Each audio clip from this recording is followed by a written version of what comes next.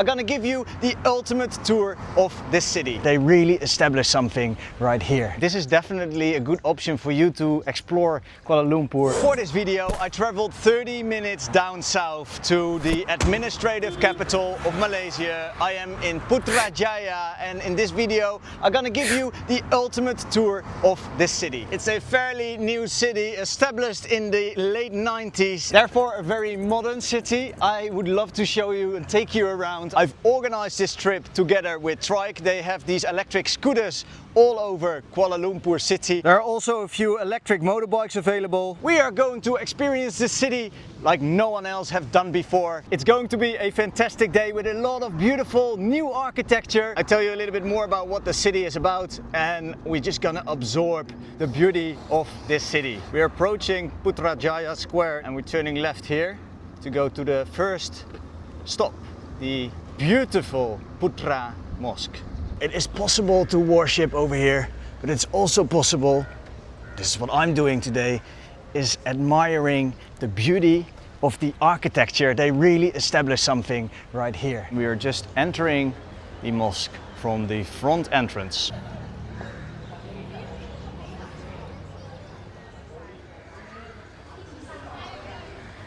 Now the ladies, they have to cover their hair, so they have these robes. You can get them here for free, borrow them, let's say. Take off your shoes and enter the mosque. For the gents, it's okay to go without the robes. You do need to have long trousers and your shoulders covered. But yeah, the ladies, they have to wear it no matter if they have the long trousers. They still have to cover their hair. So it's quite nice that they have them available for everyone for free, and you're able, no matter if you worship Allah or not, you're able to visit and admire the beauty of this mosque. Let me show you a few different angles of this mosque, tell you a little bit more information, and then we move on to our next location in Putrajaya. The mosque is completed in 1999. Its architecture blends traditional Malay, Persian and Arab Islamic styles. The mosque's distinctive pink colors comes from rose-tinted granite, and the 116-meter tall minaret is inspired by the Sheikh Omar Mosque in Baghdad and is one of the tallest in the region. Inside the Putra Mosque you will find a main prayer hall, supported by elegant columns and crowned with a 50-meter wide pink dome. The walls reflect both Middle Eastern and local Malay artistry. Soft natural light through stained glass windows create a peaceful, almost dreamlike atmosphere. There were more than 15,000 people involved when building this mosque over a time span of only 2 years. This is insane because the mosque is huge. It can hold up to 20,000 worshippers at the time. It is only a short walk towards the front of this office. Now we're not able to go inside of the office, so we're staying down at the foot of this hill. It's time for our next stop. Let's go. I'm not gonna pretend my day is better than it is. It is actually a fantastic day, but this park is shut on Sundays.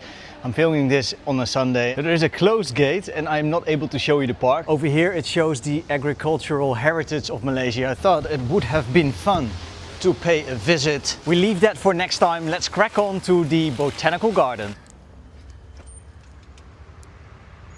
You can take here our brochure. There's a map.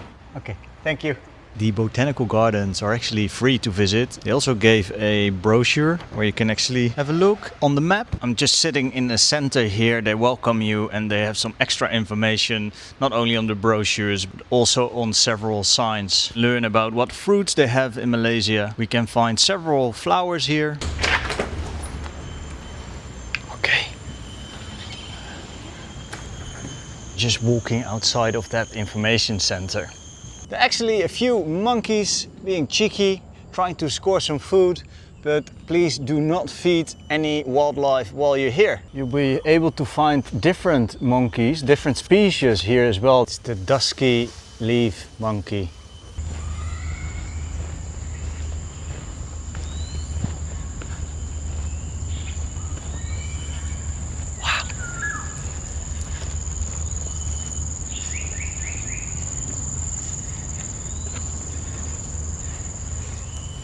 If it was a little later in the day, I would probably keep on walking a little longer, but I'm sweating my tits off, literally, excuse my language. So let's crack on to the next location in Putrajaya. A nice little drive around Putrajaya.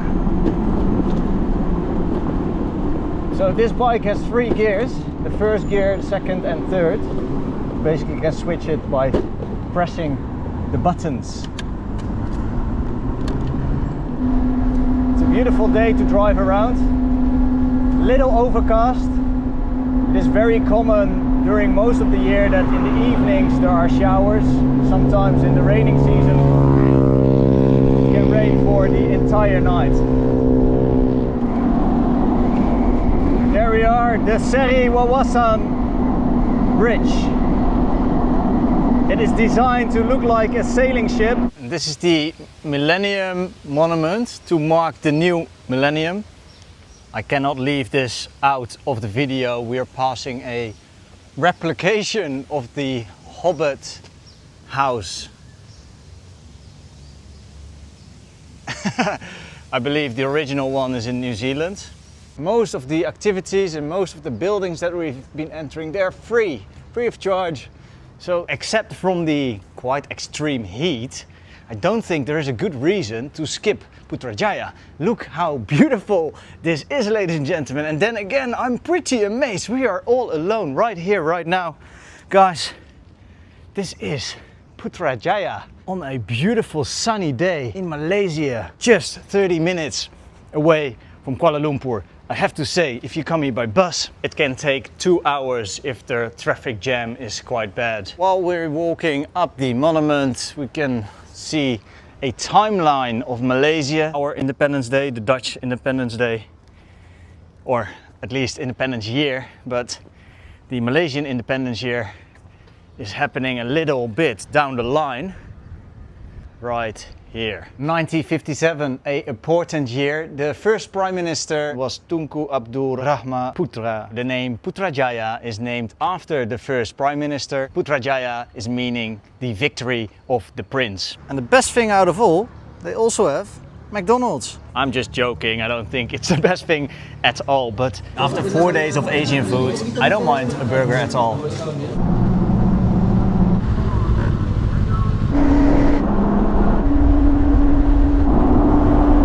Got a top speed of 60 kilometers an hour, which is pretty fast for an electric bike, I think. I've taken you to the wetland of Putrajaya in Malaysia. It's the first man-made wetland of Malaysia. They could have made it a concrete city, but instead of that, they created a city full with flora and fauna. I'm not too sure what the story behind this is, but I have to be as raw as possible with these videos, so you get actually a good idea of what it's like here in Southeast Asia and how beautiful this place is. Some of the places, they look like they need some maintenance. A lovely location here. I'm not here actually to show you the whole wetlands. I'm only here for the flamingos. You can see them, I think, if you walk a little bit further. So let me take you to the flamingos. This is the flamingo ponds, they're saying. And what's this? There are so many different birds over here, you cannot imagine. I'm here for the flamingos and the flamingos only. They're not here. I'm a little bit disappointed, but the things that we've seen so far already are making up for it. If you are still watching and you are planning your trip to Malaysia, you've never been before, would I recommend Putrajaya? Maybe not. I would recommend going to check out the islands on the east side, on the west side. Kuala Lumpur, spend a week there, maybe go to Cameron Islands. There are many different places to explore, guys. So yes, I think Malaysia is one of the best. It's one of the best holiday destinations in the world. 100% one of the best in Southeast Asia. But I think I know my audience, and especially if you are coming from America, Europe and Australia, if you're coming to Malaysia, yeah, it has, like Putrajaya has so much to offer, but If it's gonna be your first time, I would skip it maybe. You have seen this video now, you know it's there, and maybe on your second or third visit to Malaysia, you pay Putrajaya a visit. But the first visit, maybe I should make a video out of this, what you should do on your first visit to get a good impression of Malaysia. If you do like to see a video like this, let me know in the comments. We park our motorbike here and we crack on with the electric scooter from Trike. There are not many electric motorbikes available, also not in Kuala Lumpur city centre. Now there are a lot of these scooters scattered around KLCC and Bukit Bintang, Chinatown. So this is definitely a good option for you to explore Kuala Lumpur going around town. You basically have to download the Trike app. You have to allow the app to access your camera, top up via credit card, scan the QR code via your app and off you go. This is actually quite an enjoyable way to get around the city. Wow. Some residential buildings. I'm not 100% sure, guys, it could be also holiday accommodation. I can imagine that there are just officers or politicians living in these beautiful houses. Correct me if I'm wrong. Trike scooters, a easy, comfortable way to get around Kuala Lumpur.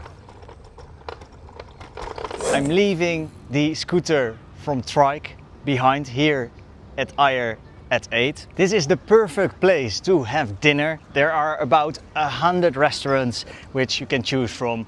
I cut it short. I'm leaving back to town. I had a look at Google Maps. It takes about 40 minutes to get back into town by taxi. This channel is based in Thailand. I'm showing you the beauty of Southeast Asia and I'm meeting a lot of interesting people along the way. I'm showing travel vlogs like these and I'm doing a lot of street interviews to get a better understanding of what other people think of the places I am visiting.